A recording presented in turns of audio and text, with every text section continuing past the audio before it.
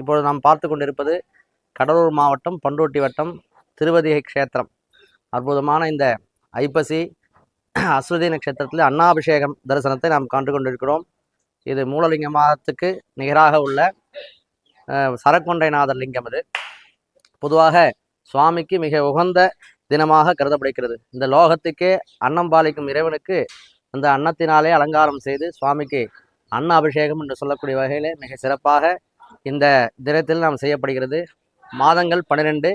அந்த வகையில் இந்த ஐப்பசி மாதத்தில் வரக்கூடிய பௌர்ணமி அஸ்வினி நட்சத்திரம். ஒவ்வொரு ஆலயத்திலும் ஒவ்வொரு கணக்கு.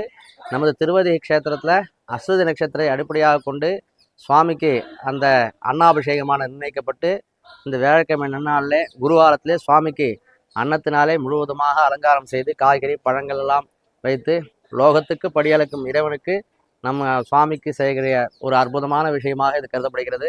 அது மட்டுமல்லாமல் அன்னாபிஷேகமானது தரிசனம் செய்யப்பட்டு பக்தர்களுக்கு பிரசாதமாக தரப்படும். இதை உட்கொள்வதனாலே வியாதிகள் தீரும், புத்திரபாகியங்கள், சந்தான அபிவிருத்தி போன்றவர்களால் நமக்கு அப்பேற்பட்ட இந்த அற்புதமான நன்னாளில் சுவாமிக்கு ஒவ்வொரு மாதம் ஒவ்வொரு சிறப்பு.